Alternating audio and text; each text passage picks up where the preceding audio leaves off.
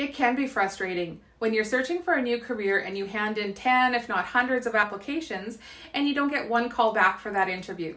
That's the reason why a lot of my clients seek out my services. I can confidently say there is one reason why you're not making it to that interview stage. In this video, I'm going to share that one reason and give you 3 tips that are going to help you make it to that interview stage.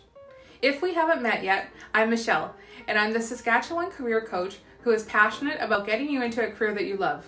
I will never tell you anything that hasn't worked for myself or my clients. So let's get started. The most common reason that people don't make it to that interview stage is because they're not standing out during the application process. So what do you do about this? The first thing you want to do is you want to make sure that you are networking way before you even get that application in. You want to make sure that you're on LinkedIn, meeting people that work in that industry, in that company. So then when the hiring manager gets a list of candidates, they're going to recognize your name and they're going to know why you would be a perfect candidate for their position. The second thing you want to do is you want to make sure that you're sprinkling keywords from the job description in as many places as you can. If the job description asks for technical project management experience or times where you exceeded sales targets, make sure that you're using those exact key phrases in your screening questions, your resume, and your cover letter.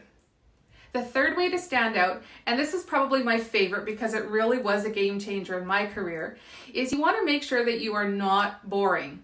So what I mean by this is make sure that you put your personality in your LinkedIn profile, in your resume, in your cover letter, and in your screening questions. You want to make sure that you are catching the eye and being really interesting to that recruiter who might look at resume after resume.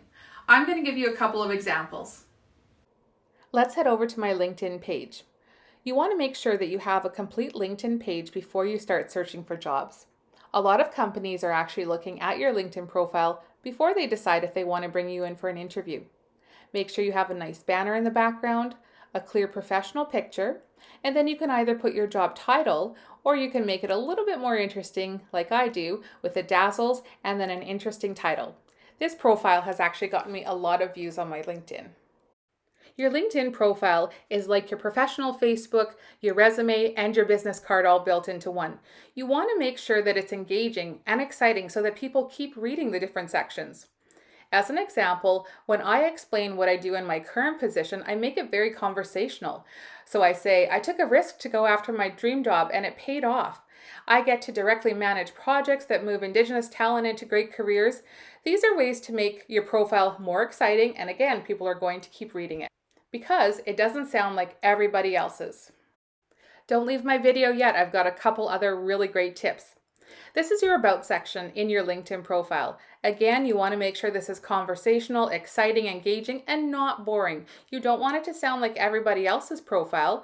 You can either talk in your third person or you can talk conversational like I do here.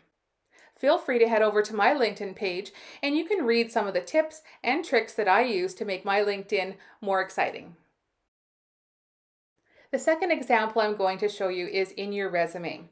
Again, you want to make sure that you have a good look and feel to your resume. You want to make sure that the most important information is on the top 2/3 of your resume, and make sure that you add a catchy title underneath of your name and your designation if you have one.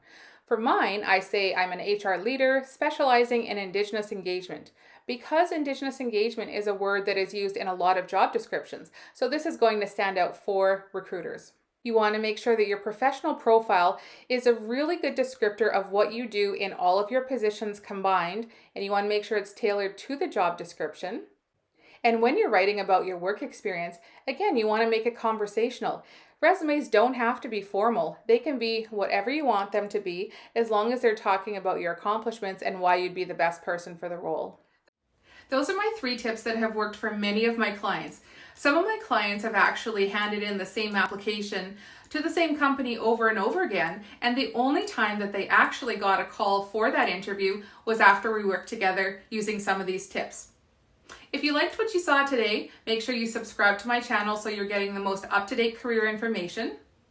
I'm going to include a link to my interview course where you can learn everything that you need to do before, during, and after your interview in order to stand out as the best candidate.